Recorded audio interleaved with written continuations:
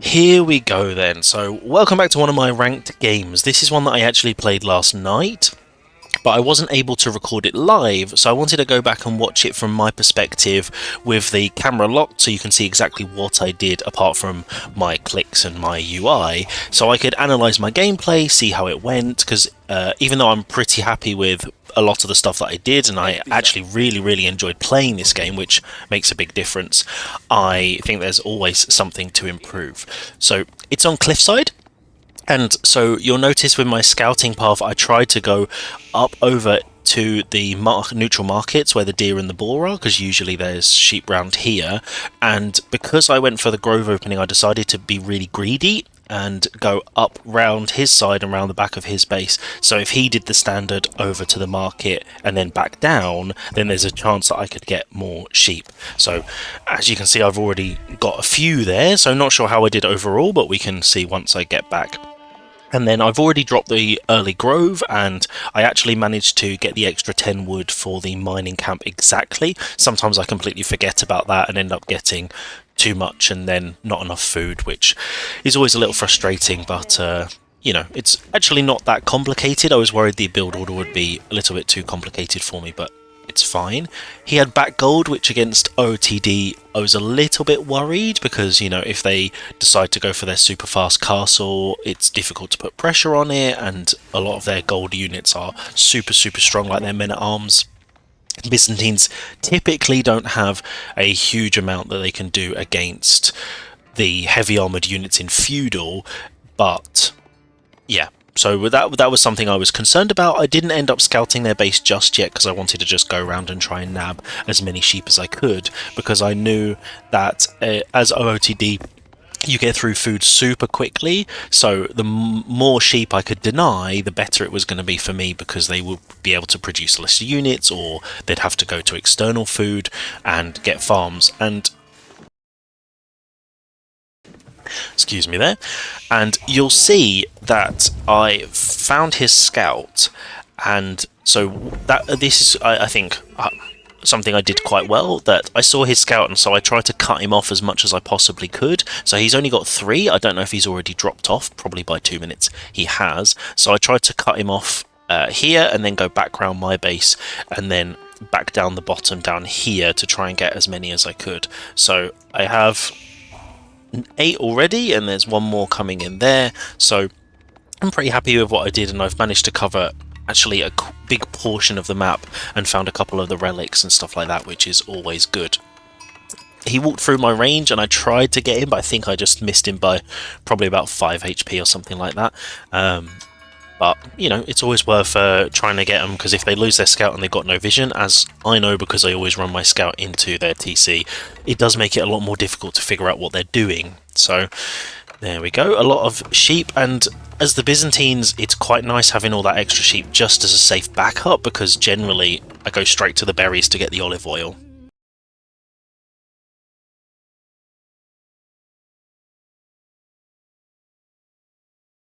There we go. If you notice that the audio maybe goes silent for a second or two, it's when I'm coughing, and I'm trying to cut that out for you so you don't have to listen to me coughing. So I apologise if any of those sneak through, but yeah, obviously it's always the case. As soon as I press record I start coughing all the time. It's just one of those things. So my plan at the moment then is basically just to leave the 3 on gold so I can start getting upgrades, getting wheelbarrow, getting horticulture and getting double broadaxe, because that really helps boosting the economy with the cistern buff. And you'll notice I put it close to the TC. I normally try and put it 1 tile or 2 tiles away so that I can get groves all the way around and for safe food, but because of that position I covered the gold and the berries and a little bit of the wood, and so then my second system was able to cover basically all of the wood line. I think this is where I'm actually trying to figure out where I'm going to put it, because you have to put it outside of this square. So I'm not very good at still not very good at the base planning and figuring out exactly where they are. This is really bad for me, really slow at getting this second cistern down, so I really need to make sure that that goes down much more quickly than it was. But now it's down, so you see this new one over here, which obviously the camera moves there.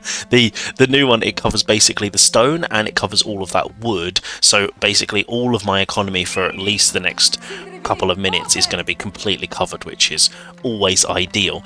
I also like to put my first cistern on the winery if I can, or my second cistern, because then I leave it on research, and it means when I get my blacksmith, I put my blacksmith on the same one as my winery, because I tend to get my eco upgrades from my winery before I have mills and stuff like that. And then the second one, wherever it's away from that, that's usually where I put most of my production, and so then you get the production buff, because I don't have the brain power to remember to keep switching between research and not research.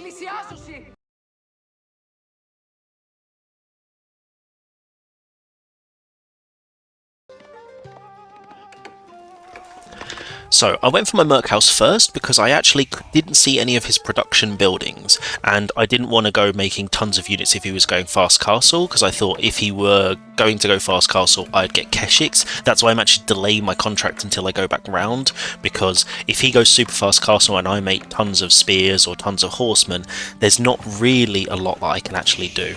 So here I decided to go for javelins in the end, because I wasn't sure whether he was going to go for aggro, but I know the gilded archers are insanely strong. They have a super high fire rate, they do loads of damage, and obviously they got loads of health. So having the javelins there is a really hard counter to those archers, because that you can get more of those out than, say, men-at-arms or the gilded horsemen or whatever.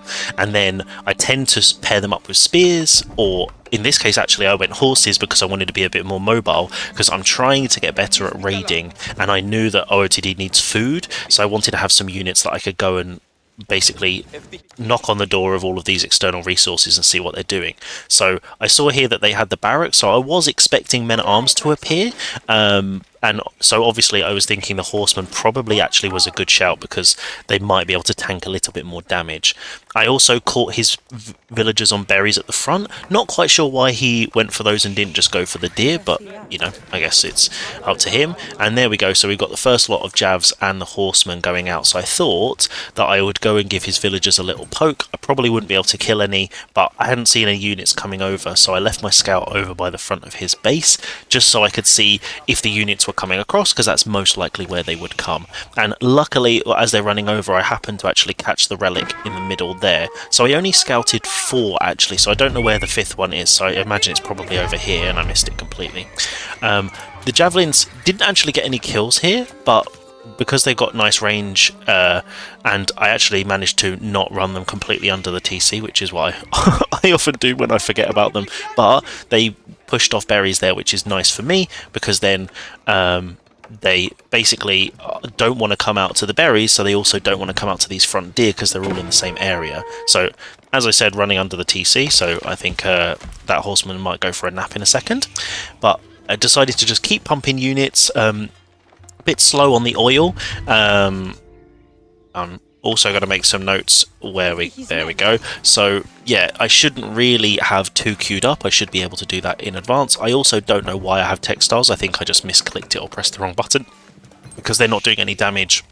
I don't think I really need it, so I think in a minute or two I get rid of that, because I actually don't want it. So it's one of those things. I think for the resources, I just think it's better not to get it at this stage, because I'm trying to potentially go to castle. I think this is where I shifted my economy round, so I've got 8 on gold now, I've got a load on food, and then I rally back over to wood, so I can start dropping more groves and production and stuff like that. So I'm really enjoying this build actually, while I'm running around his base.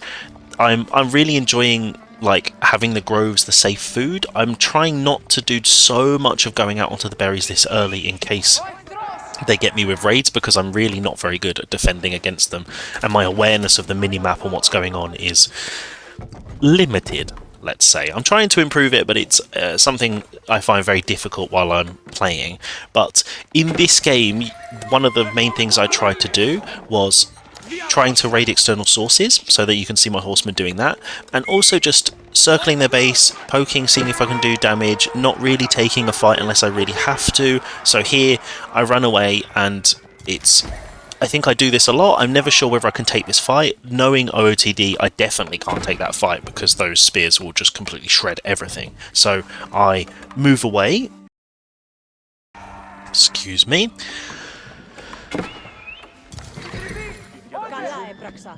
So as I'm running away there, I'm actually taking quite a lot of damage, but I don't want to take a direct fight because it's just not going to go well for me. And this is something I keep doing, which you'll see in a second, because I wasn't able to get the units in a control group effectively. I was trying to kite with the javelins and do a little bit of damage as I ran away, and then the horses would turn around and run at the spears, which obviously, as we all know, horses don't like spears, so that really wasn't ideal.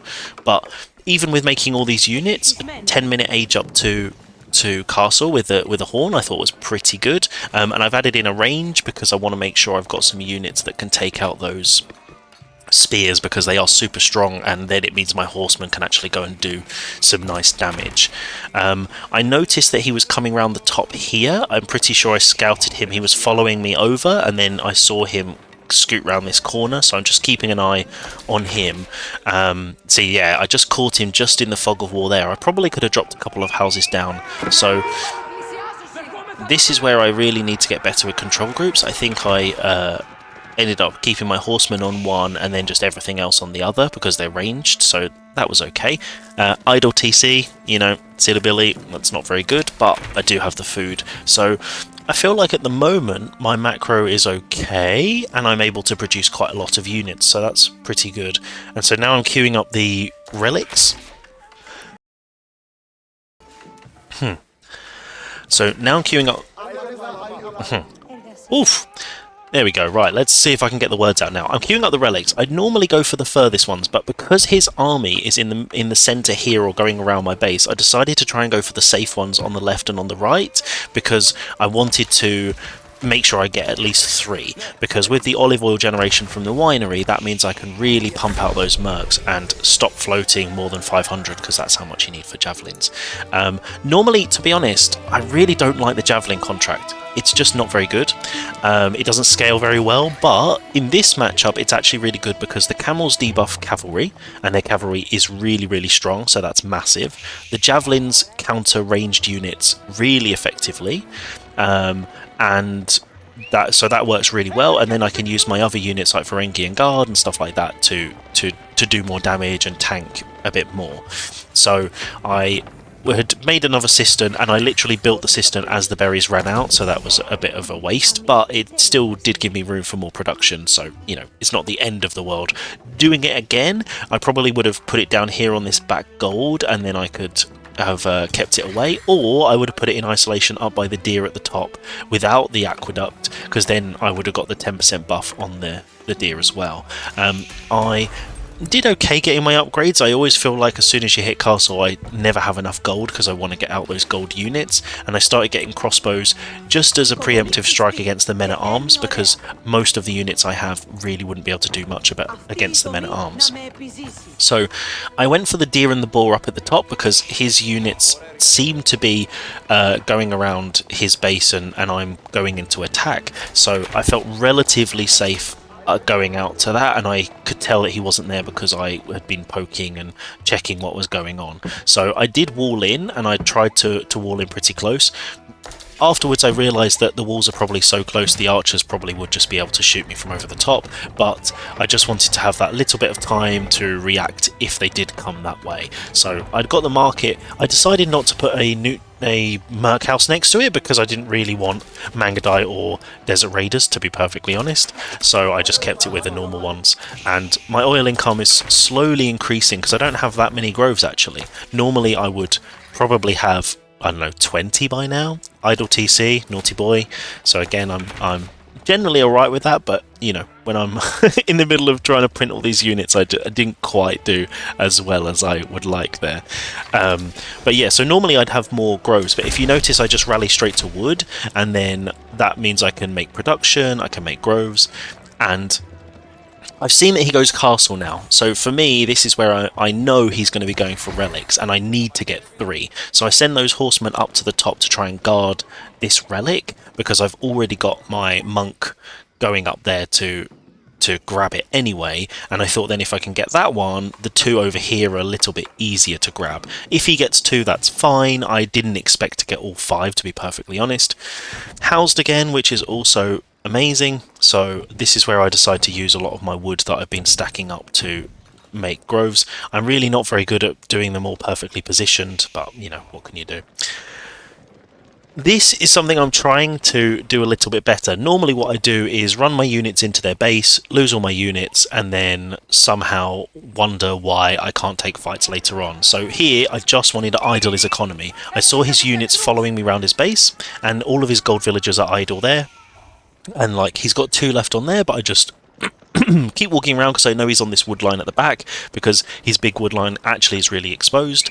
So I just walk around here. Again, he's idling his villagers, and I'm not really doing anything, but it's keeping his army in his base, which means I can do everything I want back at home, keep pumping out those units and massing up, because OTD really struggles against massed units. So this was something I tried to do to really avoid taking crazy damage. And I think it's working well so far, because I've actually massed up a lot of units, because normally by this point in a lot of my games I've lost a load of units here and there, a bit like that fight earlier where I run away with a couple of javelins and stuff and they kill them all. Here I'm actually trying to keep them all alive, which, you know, is generally a pretty good idea, I think. So I do a little bit of a poke here. Not really doing anything, killing a couple of horses, which, you know, wasn't really ideal, but just trying to do a little bit of damage if I could, with him just sitting there and making him do something while I get my relics home and continue to mass up. So I've got my units reinforced at the front of my base. I don't like streaming them across too much. Yeah, this is not so good. I heard the Wallalol. There's 2 horsemen over here defending, and then they just get captured. I think the scholar had like 1 health, or the prelate had like 1 health, unfortunately. But you know, it is what it is. So they got that relic over there. There's another one somewhere that they managed to get, and I literally have no idea. Maybe it was up in this top corner. But there's the one in the centre now, which I'm trying to guard. I don't do very well with housing in this game. I'm not sure why. I don't have enough houses. But this monk is the one that was going over to get that relic, and obviously it must have been picked up just before I arrived, so he's now running around doing basically nothing. But yeah, so just massing up now, putting another cistern down, getting a load more gold, and I think I'm on almost level 4 now, which is pretty good. And I actually, amazingly, which I never really do, I decided to go for some siege, because I know OTD gets not many units, and getting a mangonel to do some heavy shots, and that would really make a massive difference. So as you can see, I'm actually walling in the boar and the berries now to try and secure some of these resources and just kind of keep me safe, and it actually kind of closes off this half of the map as well without having to do too much really. So I think I've got that other relic now, so I've got 3, so that's pretty decent, and my income's starting to go up pretty well. I've almost got enough for 1 set of mercs every minute. Now, looking at my upgrades when I go there, so I still don't have the mining one, but I don't tend to get it that often really. But I've got most of my level 1s. I don't have a lot of the level 2s just because they're so expensive and I just need units. And I haven't got that, even though I do have a lot of Varangian Guard. That would be really helpful. So I probably needed a lot more on gold than on wood. But at this point, I would rather just have resources than not. So I also don't have a lot of gold. It tends to have spawned all up here, which is kind of favouring them, but I secured one up here and I've got the one at the back of my base, so at the moment it's pretty good. So I decided to peel off my horsemen here to go and see what's going on, and just keep these defending the sacred site in the centre, and then I see that his whole army is there, so I just turn around and come back this way, I think. Or I run them out of his sight and then I use them to check the food sources, I think. Actually, they might turn around in a second. So, housed again. Keep getting housed. That's not particularly good. I didn't realise actually when I was playing that I kept getting housed so much. And they're now moving over to the central site, the sacred site in the middle. So I pull back because I don't want to take a really heavy fight out in the open there. So I'd like to be near my reinforcements. And so here they're doing this. The one thing I think I noticed in this fight is that my javelins weren't targeting their archers yet, and then I select them. Well, there you go. So you see all the javelins moving, and that's where I was able to then get them targeting all of those archers down, which then does massive damage. And because I've got loads of extra units, all of their units are not doing particularly well because they've only got archers. So my Varangian Guard are surviving pretty well, and now I just go and check what my villagers are doing up here. I think I maybe switch them to the boar in a second, but yeah, so they're doing a lot of damage, but I think I've come out on top of that fight. I've still got a big mass of units, and yeah, I push them back, but I don't want to go too crazy because, you know, I don't want to lose all of this mass, so I was trying to be relatively careful. So here we go. So you can see they've got a lot of units here, like Landsknecht and crossbows and stuff. So they're trying to fight my heavy units, but because I've got a nice mix, they can't really do much, and the javelins are really starting to mass up. There's a mangonel hiding in my wood line because I always forget to change the rally point when I add new production, so he's just chilling, watching the wood being chopped, obviously. So I think I change it and I select all my military and pull them back. So now the mangonels are coming over. And I thought, because he had loads of archers, the mangonels would work really nicely, and so basically what I tried to do here was put all the mangonels in one control group, everything else in another control group, and then I was just going to target fire with the javelins was my idea. But as you can see, I'm just literally trying to mass them. Again, I probably should have dropped another Merc house so I could just print more of those units, but I always forget to add production because of the buff that you get from the cisterns at like 80% now. Often you can actually produce so many units it feels like you don't need more when you actually do, so probably more production would have been a good idea.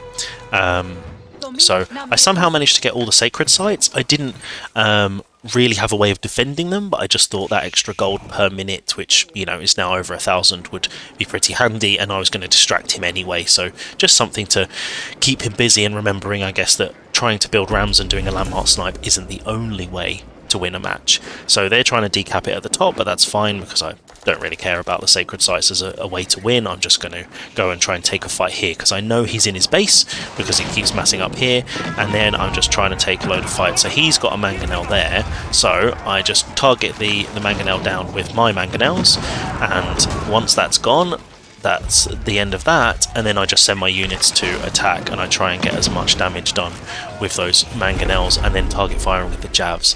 So I think here I've got 30 and he has, let's see how many he's got, 11 archers and 5 crossbows. So yeah, they got shredded, and the mangonels, they had nothing to take those out, and the javelins literally counter everything he had. So I think overall it went pretty well. And if we have a look at the map when it loads, it's not going to let me view the map, but generally I think that went really well. Now then, I have put together this little document now for something I want to try. So if anyone used to watch AoE Tips, who used to stream on Twitch and unfortunately has stopped, he used to do this after every match where he would write a little summary of things that he did well and he didn't do well, and I thought it was a really nice idea and I wanted to give it a go myself. So I've made this little template and I'm going to basically put that in. So the date I played this is there. It was against OTD and it was on Cliffside. So I want to basically list out some of the good things and some of the bad things just to give me some inspiration and ideas of things that I can work on, because I'm really trying to improve my gameplay. Although when you're watching these recordings you might not think I'm actually improving my gameplay, but you know, I am in theory. So if we focus on the bad things, I would say it's about just being slow. So slow with building cisterns, slow with making production, slow with making houses because I got housed a lot, and slow with basically just using my wood because I had way too much wood. So that's that macro later on while I was trying to take fights and stuff generally didn't go so well. I would say maybe the cistern placement probably wasn't ideal. I could have done better, especially when I dropped that cistern on the berries that literally expired as I dropped the cistern. That's not really ideal. And also I probably could have got earlier stone for level 5, because that's something I sometimes like to do, is just chuck 2 on stone, get level 5. I can also drop an extra TC because I tend to float a little bit of wood because it's probably the most flexible resource, and stuff like that. So that I think could be could be alright. In the good stuff, I think I did really well checking external food sources, so keeping them in the base. Something else good I did is not going for ram push immediately, because I do tend to do that. It's maybe the gold player in me that always tries to make rams and burn stuff down rather than just actually idling the economy, and just basically just circling their base and not losing units. And then I think I did pretty well at keeping my units together. I tried not to take big fights with only part of my units, so like keeping my army together I think worked really well. And then yeah, I think that's pretty good. So I think generally, obviously I won, but there's quite a few things that I could definitely improve. And also siege, I definitely like mangoes did the job, so I think adding in those mangoes and using them worked really, really well. I'm generally not very good at siege, and I especially don't really like the late game siege pushes and tons of mangoes and springolds and trebuchets and all of that stuff. I'm not really a huge fan of that kind of part of the game, but in this game I used them relatively well, I think, and they did pretty decent damage, and I had a really good composition. So actually I would say maybe my composition was pretty decent in this. Maybe not perfect, but you know, it's better to have some units than others. But I hope you've enjoyed this review of my game, slightly different than the other ones because I can talk a bit more as I'm not actually playing. And yeah, these notes are something I'm going to be using to try and improve so I can work my way to diamond and then see how far I can get. So have a great day, whatever you're doing, and I'll see you in the next one.